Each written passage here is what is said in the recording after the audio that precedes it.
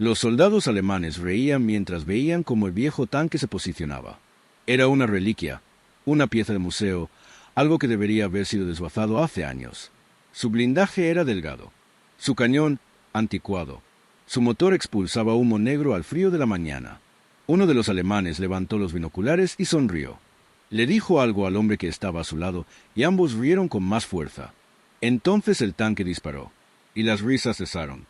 Era febrero de 1945, en los bosques del este de Bélgica, cerca de Malmedy. La guerra estaba en sus últimos meses, pero los combates no habían cesado. Los alemanes seguían atrincherados a lo largo de la línea Sigfrido, lanzando contraataques y haciendo pagar a los aliados cada kilómetro. La nieve era espesa, el frío era brutal, y el paisaje era un cementerio de vehículos quemados y cuerpos congelados. El tanque era un Matilda II británico, un diseño de finales de la década de 1930 que había quedado obsoleto desde 1942. Era lento, con una velocidad máxima de 24 kilómetros por hora en terreno llano. Su blindaje era grueso en la parte frontal, pero débil en los laterales. Su cañón principal era un cañón de 2 libras, de 40 milímetros, diseñado para perforar tanques ligeros y vehículos blindados, no los pesados Panzer alemanes que ahora dominaban el campo de batalla. Para 1945, el Matilda se consideraba un lastre. La mayoría había sido retirado, enviado a unidades de entrenamiento o embarcado a teatros de operaciones secundarios donde blindaje enemigo era menos amenazante. Pero este se había quedado, y había sido modificado. La tripulación lo llamaba Oderon Sides, aunque el nombre era más irónico que preciso. El comandante era un sargento de 31 años llamado William Arrow, veterano de tanques que había combatido en el norte de África e Italia antes de ser reasignado a Bélgica. Era alto y delgado, con el rostro curtido por el sol, el viento y la tensión constante de ver morir a los hombres. No hablaba mucho, no bromeaba, simplemente cumplía con su trabajo, día tras día, con la firme competencia que le otorgaba sobrevivir más que la mayoría. Arrow heredó el Matilda después de que su tanque anterior, un Sherman, fuera destrozado por un Panzerfaust durante la batalla de las Ardenas. El Sherman se incendió. 2 de sus tripulantes murieron. Arrow y el artillero escaparon por la escotilla superior, con sus uniformes humeantes y las manos ampolladas. Los reasignaron a un depósito de reemplazo, les dieron una semana para recuperarse y luego les dijeron que les darían un tanque nuevo. Cuando vieron el Matilda, pensaron que era una broma. El artillero, un cabo de 23 años llamado Eddie Bass, de Detroit, lo había contemplado con incredulidad.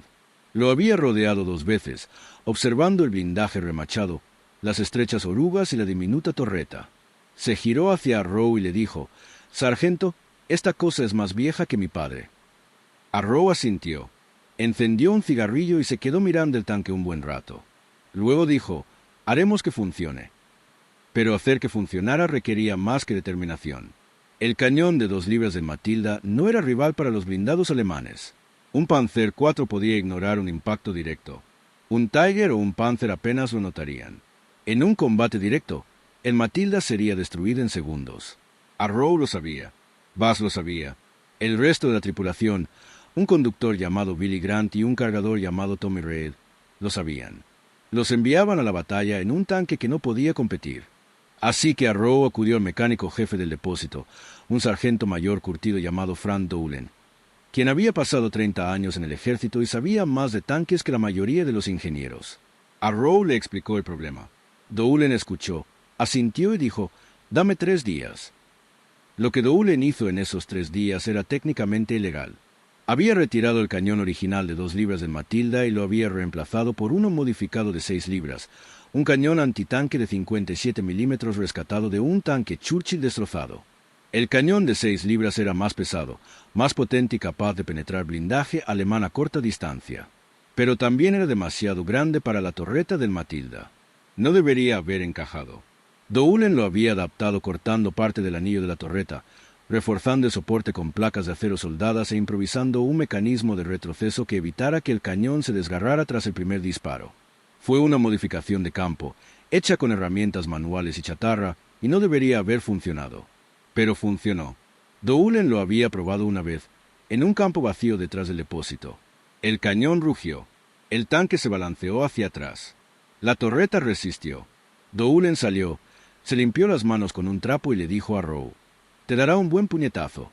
Después, no sé, pero es mejor que lo que tenías. Arrow se había llevado el tanque. Había instruido a su tripulación durante una semana, enseñándoles a cargar los proyectiles más grandes, a compensar el retroceso del cañón y a apuntar con miras que ya no estaban calibradas para el arma que usaban. Buzz se quejó al principio, frustrado por los ajustes, pero había aprendido, y para cuando recibieron la orden de ir al frente, podía acertar con un proyectil a un objetivo a 300 metros. La misión debía ser sencilla: mantener un cruce de caminos, vigilar el movimiento alemán, informar y retirarse si se establecía contacto.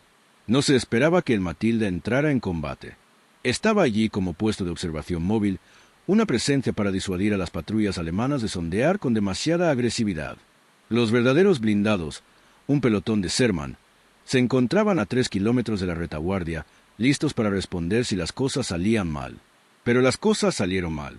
Los alemanes habían lanzado un contraataque sorpresa al amanecer, abriéndose paso a través de una brecha en la línea aliada con una fuerza combinada de infantería y blindados. Los Sherman habían sido sorprendidos fuera de posición, aún reabasteciendo y rearmándose tras una patrulla nocturna. Para cuando pudieron moverse, los alemanes ya habían pasado, y lo único que se interponía entre ellos y el depósito de suministros aliado era Olderon Sides. Arrow los había visto venir entre los árboles. 4 Panzer IV, en columna escalonada, seguidos por la infantería. Avanzaban lenta y cautelosamente, observando la línea de árboles en busca de amenazas. Al avistar a Matilda, solo en el cruce, se detuvieron. Arrow podía verlos a través de su mirilla. El Panzer que iba en cabeza se había detenido a unos 400 metros. Su torreta giraba, el largo cañón de 75 milímetros barría el campo. El comandante estaba de pie en la cúpula, con los prismáticos en alto, estudiando en Matilda.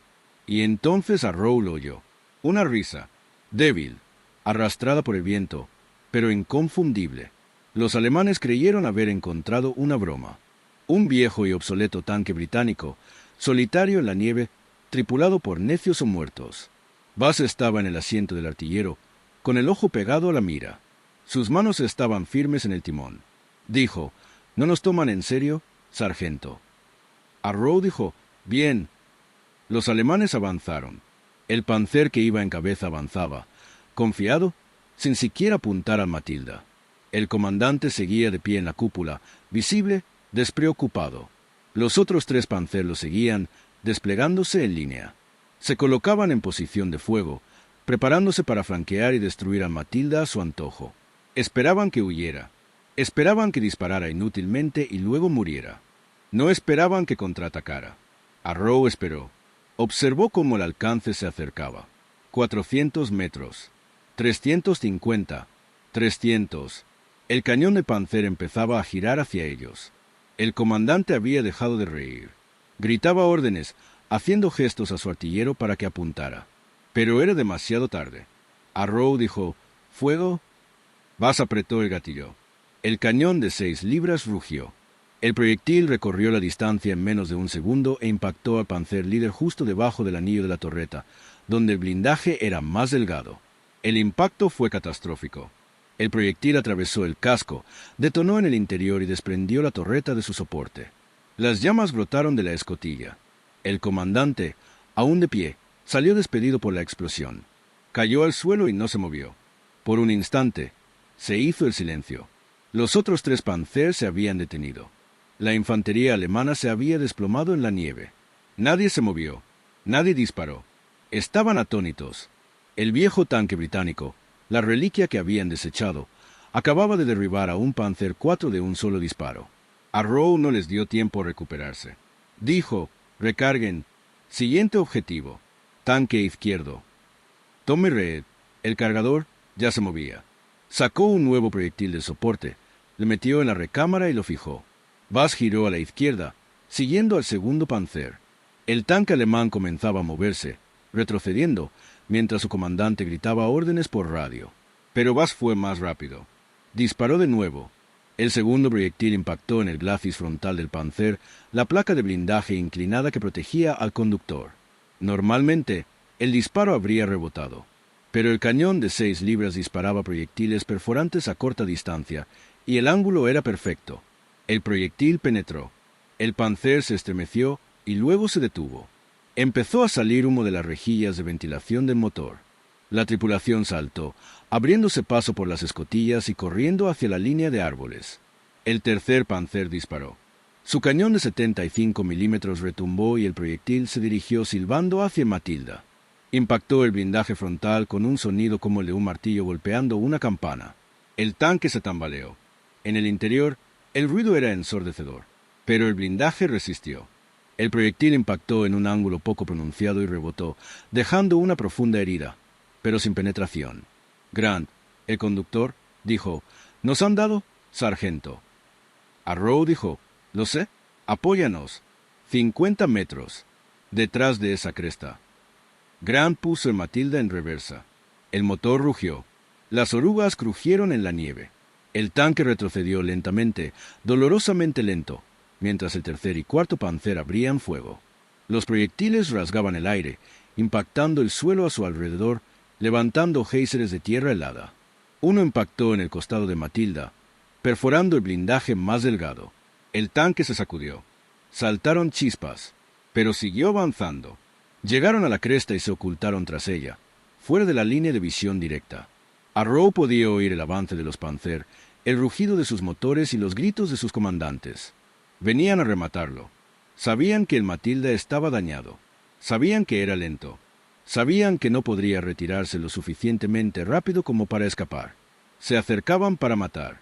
Arrow dijo: «¿Cuántas rondas quedan?» Rhea dijo: «4, sargento». Arrow asintió. Miró a Bass. El artillero estaba pálido, con la mandíbula apretada, pero sus manos firmes.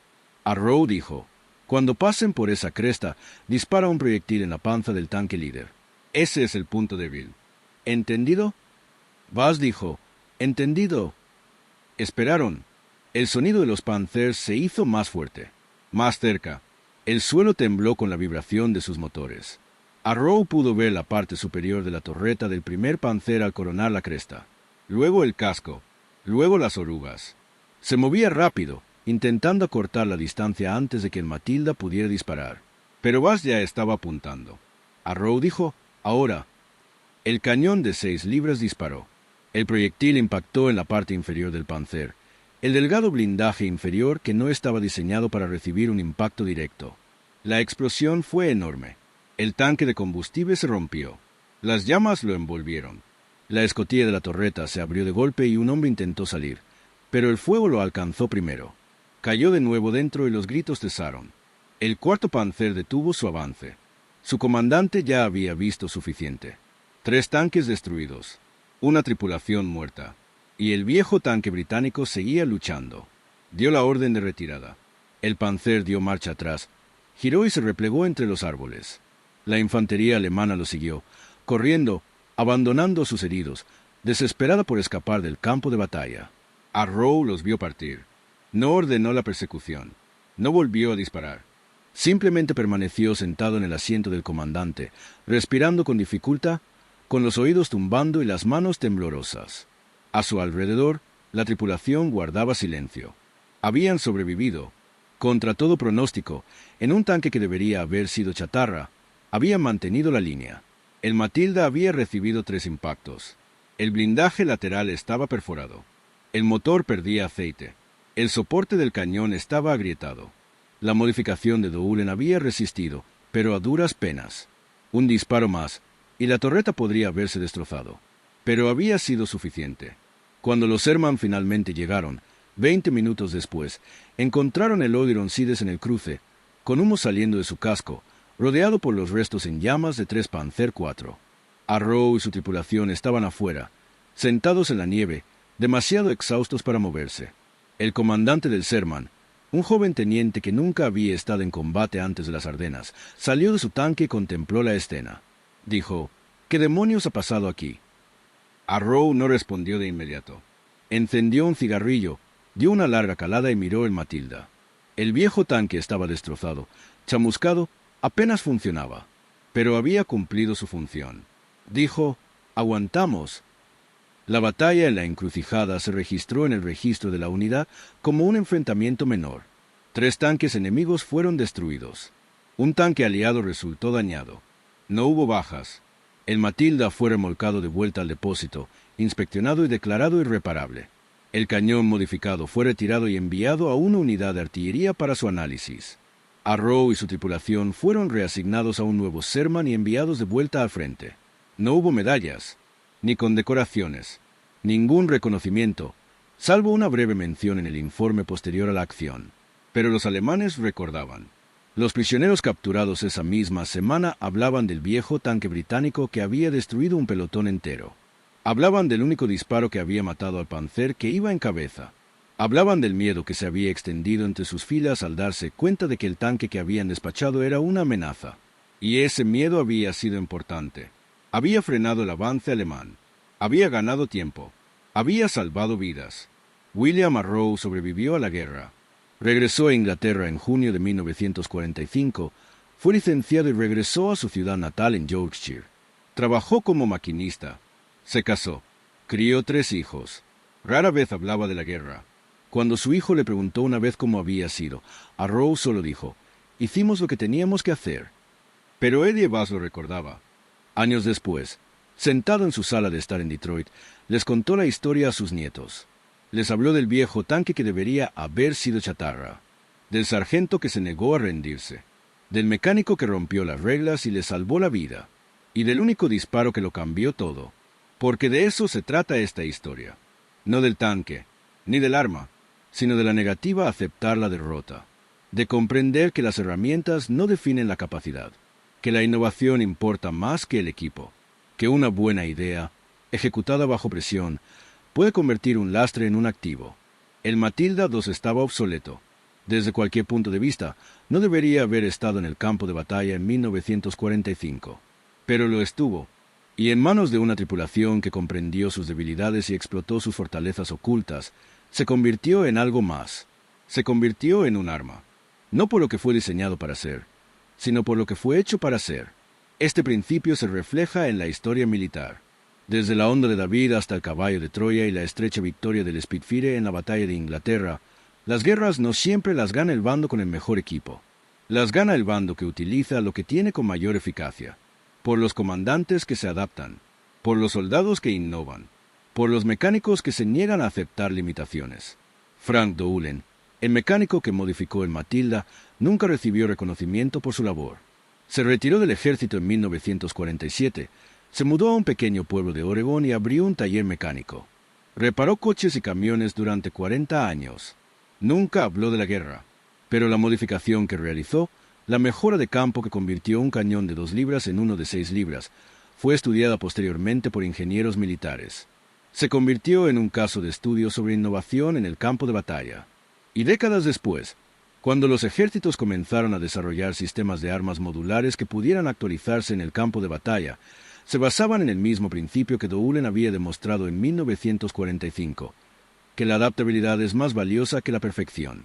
La risa de los soldados alemanes, la burla que sintieron al ver el viejo tanque, fue un fallo de percepción. Vieron lo que se suponía que era el Matilda. No vieron en qué se había convertido. Y esa ceguera les costó caro, porque las guerras no las libran las máquinas, las libran las personas. Y las personas, al límite, encuentran la manera de sobrevivir. Arrow lo comprendió. No perdió el tiempo deseando un mejor equipo.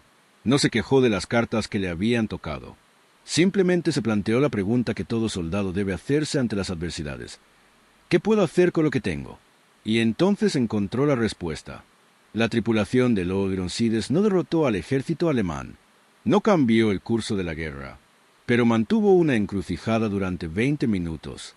Y en esos 20 minutos, demostraron que el coraje no es la ausencia de miedo, es la decisión de actuar a pesar de él. Esa fuerza no se mide por el grosor del blindaje ni por el calibre de los cañones. Se mide por la voluntad de luchar cuando todo cálculo racional indica que debes huir. El Matilda II se recuerda hoy como una nota al pie en la historia de los tanques. Un diseño útil al principio de la guerra, pero rápidamente superado por máquinas mejores. Las placas del museo describen sus especificaciones, su historial de servicio, sus limitaciones, pero no cuentan la historia de Old Ironsides. No cuentan la historia de una tripulación que se negó a morir, de un mecánico que rompió las reglas, de un solo disparo que convirtió la risa en silencio. Porque esa es la lección que nos enseña esta historia. No que los equipos antiguos puedan competir con los nuevos, sino que el valor de una herramienta depende de quién la maneja. Que la innovación no ocurre en laboratorios ni fábricas, sino en el barro y la nieve del campo de batalla, donde la supervivencia depende de la rapidez mental y la firmeza de ánimo. Que la diferencia entre la victoria y la derrota a menudo no es cuestión de fuerza, sino de voluntad. El cruce de caminos donde Aldronside se alzó está tranquilo ahora. La nieve se ha derretido y ha regresado 1000 veces. Las cicatrices de la batalla han sanado. Los restos han sido limpiados. Pero la historia permanece. Un recordatorio de que la guerra no es una competencia de máquinas. Es una competencia de mentes. Y el bando que piensa más rápido, se adapta con mayor rapidez y se niega a rendirse es el bando que sobrevive. William Arrow murió en 1982 a la edad de 68 años. Fue enterrado en un pequeño cementerio de Yorkshire, con una sencilla lápida que anotaba su nombre, sus fechas y su servicio. No se menciona a Matilda. No se menciona el cruce de caminos. No se menciona el disparo que detuvo el avance alemán, porque Arrow no necesitaba reconocimiento. Había hecho lo que creía correcto, y eso le bastaba. Pero los hombres que sirvieron con él lo recuerdan, y los historiadores que estudian la innovación en el campo de batalla lo recuerdan, y los ingenieros que diseñan sistemas de armas modernos lo recuerdan. Porque la historia de Aldronside no es solo la historia de un tanque y una tripulación. Es la historia de la capacidad humana de adaptarse, de innovar, de sobrevivir ante adversidades inimaginables. Y esa historia, más que cualquier medalla o monumento, es la medida más auténtica de lo que los soldados logran en la guerra. Los alemanes se rieron del viejo tanque porque solo vieron lo que había sido. No vieron en qué podría convertirse. Y esa falta de imaginación les costó la batalla.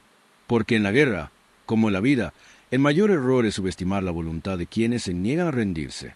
Quienes toman lo roto, lo obsoleto, lo desechado y lo convierten en algo que importa. Quienes demuestran, una y otra vez, que la lucha no se decide por las herramientas que llevas, sino por el corazón que las lleva. A la mañana siguiente de la batalla, un equipo de ingenieros llegó al depósito para examinar el Matilda. Llevaban portapapeles, cámaras, herramientas de medición, cuadernos.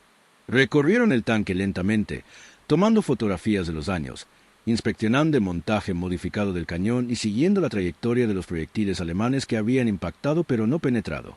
Uno de ellos, un capitán de una unidad de artillería, subió a la torreta y pasó 20 minutos estudiando el trabajo de Dowlen. Al salir, meneaba la cabeza. Encontró a Dowlen en el parque móvil, reparando un semioruga con la transmisión averiada. El capitán le preguntó: «¿Tú construiste ese soporte para el cañón?» Dowlen no levantó la vista. Dijo: «Sí». El capitán dijo: «Debería haber fallado. Solo la fuerza del retroceso debería haber destrozado la torreta». Dowlen se secó las manos con un trapo y finalmente miró al capitán a los ojos. Dijo: «Pero no fue así». El capitán lo miró fijamente un momento y asintió. Dijo: «No, no lo hizo». Hizo una pausa. «¿Cuántos tiros hizo?» Dowlen dijo: 4. El capitán lo anotó. Dijo: «El soporte está agrietado en 3 partes. Las soldaduras se están empezando a separar. Si hubieran disparado una quinta bala, probablemente se habría desprendido». Dowlen dijo: «No necesitaban una quinta ronda».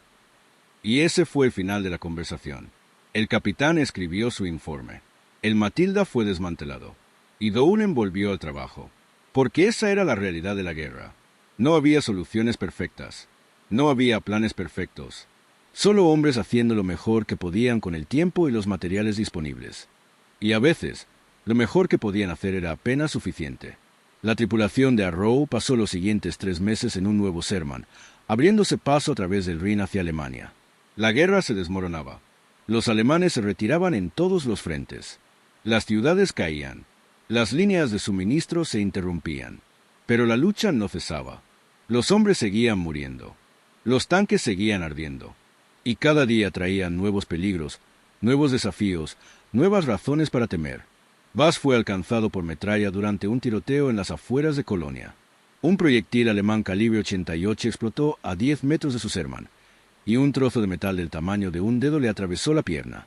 Gritó y luego se quedó en silencio, apretando los dientes mientras Reel le hacía un torniquete y llamaba a un médico. Bass sobrevivió. Fue evacuado a un hospital de campaña, luego a Inglaterra y luego a casa. Nunca volvió a entrar en combate.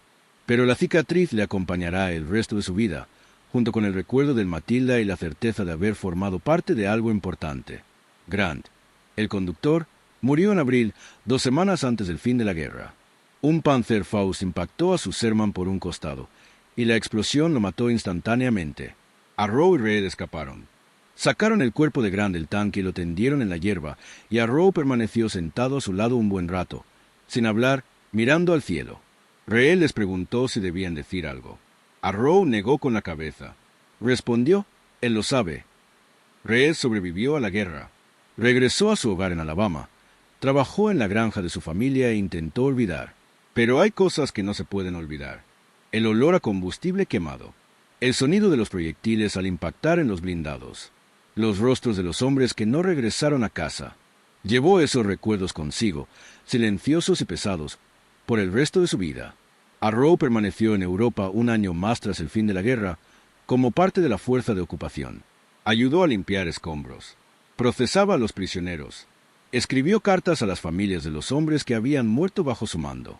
Y cuando finalmente embarcó de regreso a Inglaterra en el verano de 1946, se quedó encubierta observando cómo la costa se desvanecía y no sintió nada. Ni alivio, ni alegría, solo agotamiento. Pero la historia del Matilda lo acompañó. No por lo que el tanque había hecho, sino por lo que representaba. La idea de que se podía tomar algo roto, algo desechado, y darle importancia.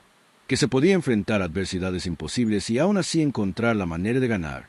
Que la lucha no terminaba hasta que uno decidía que lo había hecho. Años después, cuando su hijo tuvo la edad suficiente para entender, Arrow le contó la historia. Estaban sentados en el patio trasero, una tarde de verano, y su hijo le preguntó cómo era estar en un tanque. Arrow se quedó callado un buen rato. Luego dijo, ruidoso y apretado, y aterrador. Su hijo esperó. Arrow continuó, pero nos teníamos el uno al otro, y teníamos un trabajo que hacer, y lo hicimos. Su hijo le había preguntado si alguna vez había tenido miedo. Arrow sonrió levemente. Respondió, todos los días.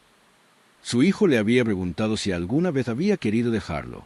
Arrow lo había mirado con expresión seria. Le había dicho, todos los días, pero dejarlo no era una opción. Así que seguimos adelante. Esa es la verdad del combate. No es heroico, no es glorioso.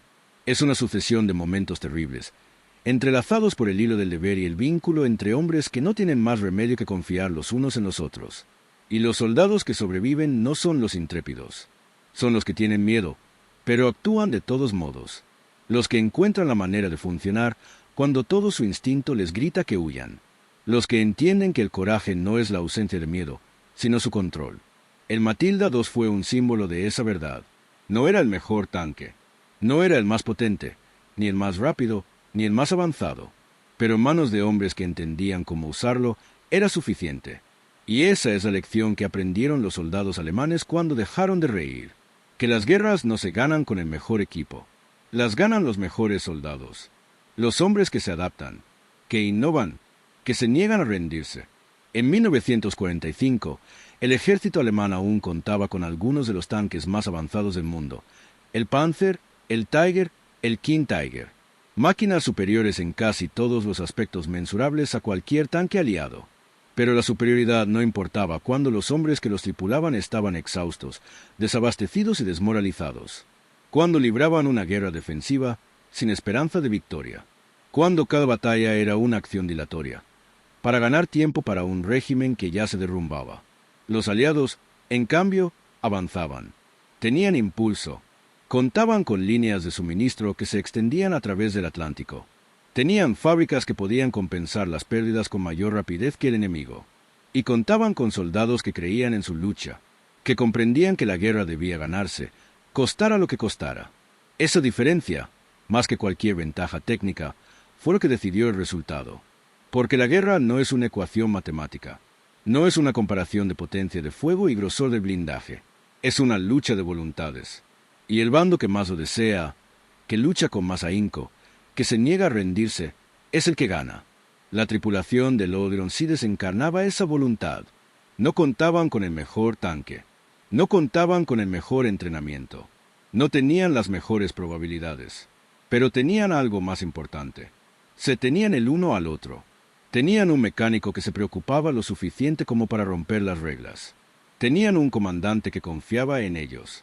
Y tenían la determinación de mantener la línea, pasara lo que pasara. Esa determinación fue lo que detuvo el avance alemán en la encrucijada. No el arma, ni el blindaje, ni las tácticas, sino la negativa a aceptar la derrota. La decisión, tomada en un momento de crisis, de plantar cara y luchar en lugar de huir. Y esa decisión, repetida miles de veces por miles de soldados en cientos de campos de batalla, fue lo que ganó la guerra. La historia de Old Ironsides no es única.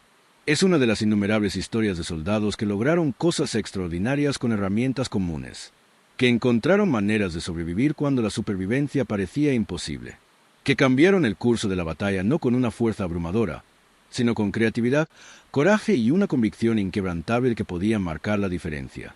Esas historias son el corazón de la historia militar.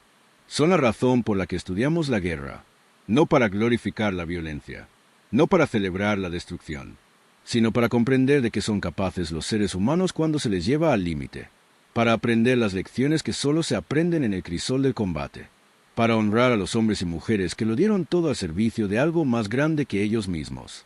William Arrow nunca se consideró un héroe. Evitaba los elogios. Minimizaba sus acciones. Insistía en que simplemente había hecho su trabajo y que muchos otros habían hecho mucho más. Pero su tripulación sabía la verdad. Sabían que Arrow los había mantenido con vida, que sus decisiones, tomadas bajo una presión inimaginable, habían marcado la diferencia entre la supervivencia y la muerte. Y ese conocimiento los acompañaría el resto de sus vidas. Eddie Bass visitó a Arrow una vez, en la década de 1970. Cruzó el Atlántico en coche, tomó un tren a Yorkshire y llamó a la puerta de Arrow. No se habían visto en casi 30 años. Arrow había envejecido. Tenía el pelo blanco. Su rostro estaba surcado de arrugas, pero su mirada seguía igual, firme, serena, inquebrantable. Se sentaron en la cocina de Arrow y tomaron té. Hablaron de la guerra, de los hombres que conocieron, de las batallas que libraron. Y finalmente, Bass dijo, ¿piensas alguna vez en ese día? ¿En la encrucijada? Arrow guardó silencio un buen rato. Luego dijo, todos los días. Bass dijo, no deberíamos haber sobrevivido. Arrow dijo, no deberíamos haberlo hecho. Bass dijo, pero lo hicimos. Arrow asintió. Dijo, sí, lo hicimos. Y eso fue suficiente, porque la supervivencia es su propia victoria. Y el hecho de que hubieran vivido, de que hubieran regresado a casa, de que hubieran construido vidas y formado familias, era la verdadera medida de lo que habían logrado.